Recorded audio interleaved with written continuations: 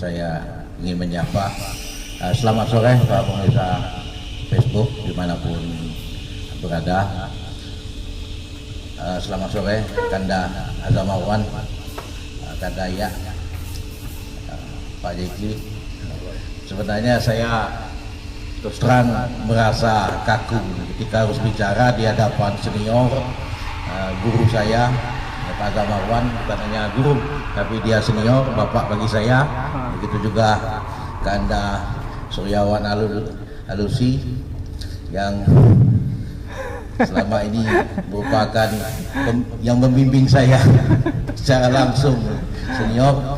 Maaf nanti sebelumnya senior, karena tuntutan dari situasi nanti kalaupun berbeda, diawali saya mohon maaf kepada Kanda Suryawan. Siap. Menanggapi apa pasca debat. Ya, pasca debat. Normatif ya, kalau dari sisi paslon 01 debat kemarin ya berjalan dengan sesuai dengan yang diharapkan, yang kami harapkan. Ya, kami harapkan. Tapi sebelum itu sedikit saya mengupas tema ini. Tema ini pasca debat pilgub antara buaya dan harapan. Kesannya kan tema ini begitu pesimistis. Ya, pesimistis dari pemilih yang cerdas, komunitas pemilih yang cerdas.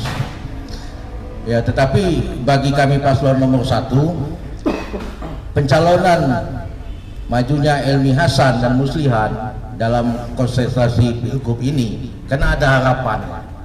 Kita melihat ini suatu harapan untuk melakukan suatu perubahan dari keadaannya sekarang. Kalau digandengkan misalnya dengan kata buaya, seakan-akan ini aktivitas pilgub ini merupakan aktivitas yang menghanyutkan, membuat lupa pada sesuatu. Tapi ya insya Allah bagi kita, khususnya paslon nomor 1, tidak seperti itu. Tidak seperti itu. Karena ada harapan juga inilah, maka kita berupaya sebagai salah satu ikhtiar untuk melakukan perubahan. Dan juga bukankah setiap manusia juga hidup ini karena masih ada harapan. Oke, Bang Doni. Baik, terima kasih. Saya coba jawab ini. Mungkin ini juga ya. Ini jangan sampai ini yang itu program ini memberi buayan dan hanya sekedar memberi buayan kepada pemilih. Ya, kan? Konsep gagasan ini yang dituangkan oleh paslon kami dalam 20 kunci bahagia ini bukanlah buaya, tapi ini harapan yang dapat diwujudkan. Bagaimana mewujudkannya? Melihat program 100.000 lapangan kerja yang baru ini tidak bisa poin per poin seperti itu, tapi dia berkaitan dengan poin-poin yang lain dalam 20 program kunci bahagia itu, Bu. Ya. Yang mana itu diantaranya itu menciptakan lahan produktif. 100.000 hektar lahan produktif baru. Dari situ saja, ketika lahan produktif ini berjalan dengan intervensi pemerintah daerah, maka lapangan pekerja itu akan tumbuh. Ya, akan terjawab tadi 100.000 itu timbul dari mana. Begitu juga dengan program-program yang lainnya. Dengan intervensinya pemerintah akan membuka dengan membuka gudang-gudang yang akan menyimpan hasil pertanian.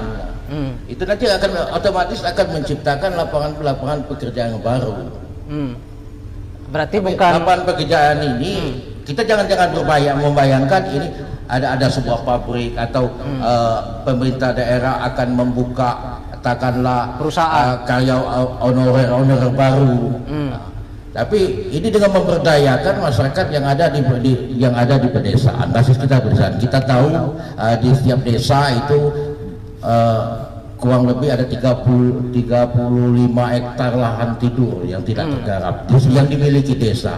Kalau itu bisa kita fungsikan secara produktif, dan itu akan menciptakan lapangan pekerjaan. Oh, mungkin seperti itu. Oke. Kan oleh saudara Deki bahwa ya pada waktu debat yang kedua itu ada, kalau bahasanya di masyarakat itu saling serang pribadi. Tapi kalau tadi menurut Bang Jeki tadi itu bagian dari dinamika. Ya, konkret saja, ya. Konkret saja. Menurut kami ya mau pada acara debat itu ada momentum. Ini momentum yang debat bukan hanya sebagai ajang konsentrasi perebutan kekuasaan, tapi ini pada debat ini adalah momentum kita melakukan edukasi politik. Acara debat pada malam itu disaksikan oleh sekian juta pasang mata. Jadi pertanyaan di masyarakat itu ketika itu ya, kalau pemimpin-pemimpinnya mempertontonkan ya perilaku seperti itu, ya sangat disayangkan gitu. Bagaimana di masyarakat nanti gitu. Ya, pemimpin ini kan ada panutan, sesuatu yang akan menjadi contoh.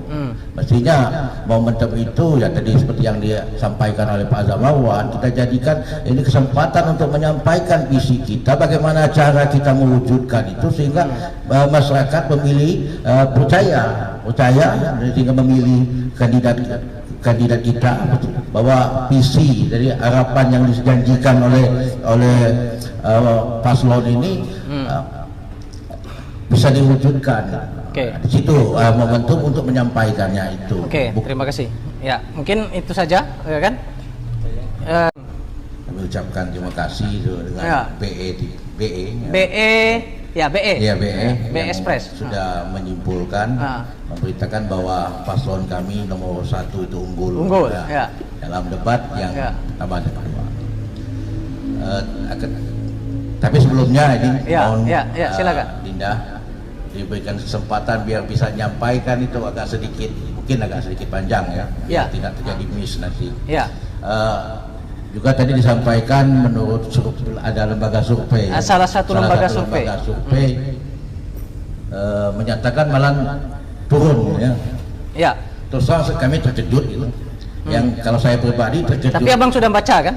Belum. Oh, belum baca. Silakan abang baca. Jadi, maksud saya itu biar saya tidak baca gitu. Tidak menyatakan hoa. Ini kan dibilang hoa. Yang jadi saya terkejut itu artinya realitas yang terjadi dalam sistem politik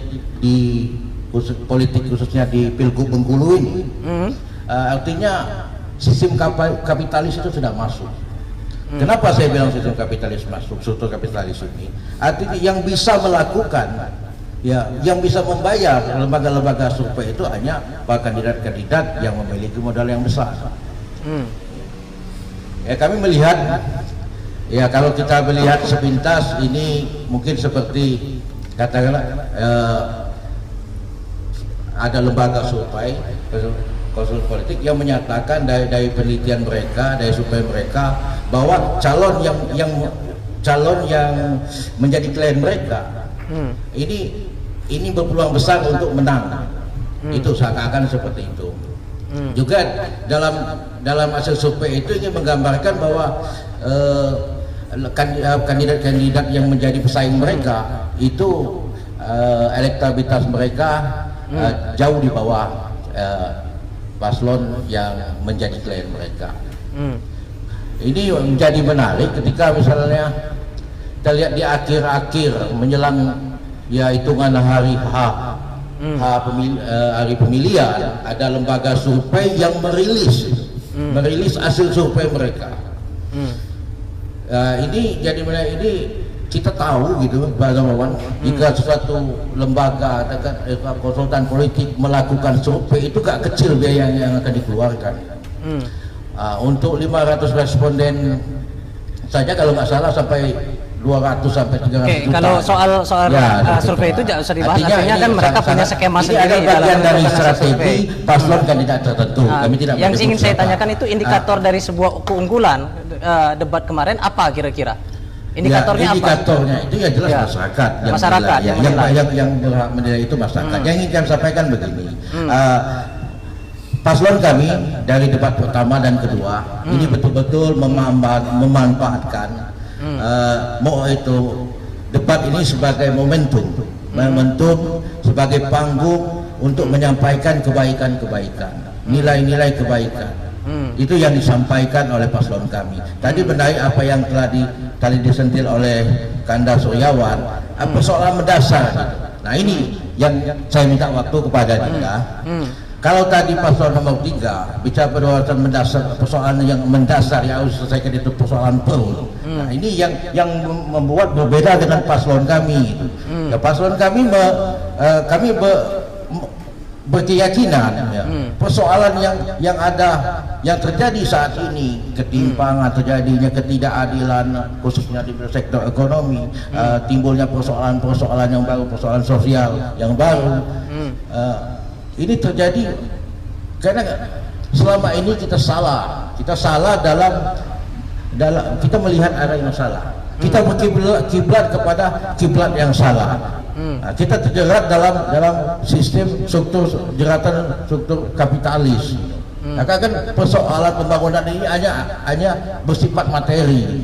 Nah, ini yang ditawarkan oleh paslon kami bahwa pembangunan itu bukan hanya persoalan material. Jadi yang mendasar tadi konkret saja? Yang konkretnya paslon kami menawarkan persoalan-persoalan yang terjadi ini solusinya yaitu kembali kepada sumber nilai-nilai yang ada pada diri kita sendiri. Sumber nilai itu sumber nilai agama dan sumber nilai budaya sesuai dengan landasan-dasar menjadi ideologi dalam kehidupan berbangsa dan bernegara kita, yaitu Pancasila. Oke, terima kasih. Mungkin publik dimanapun berada bisa menangkap apa yang disampaikan oleh tim pasangan 01. Artinya sumbernya itu adalah yang mendasar adalah mulai dari diri sendiri, yaitu spiritual, ya kan?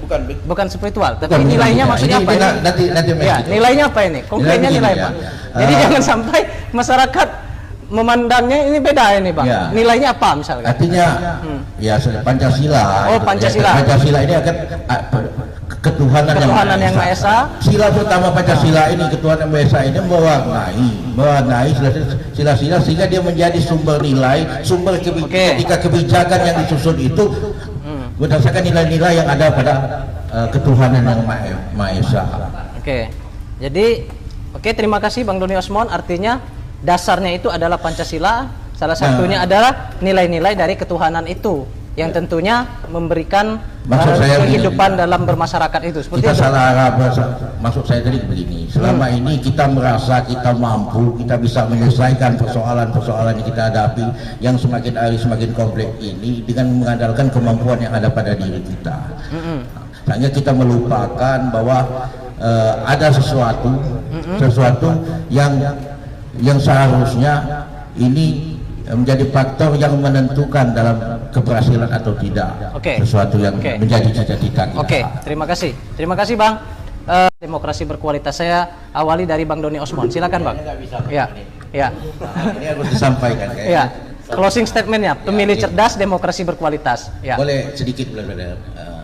Paslon kami ini menyampaikan dengan program visi Bengkulu yang bahagia dan religius.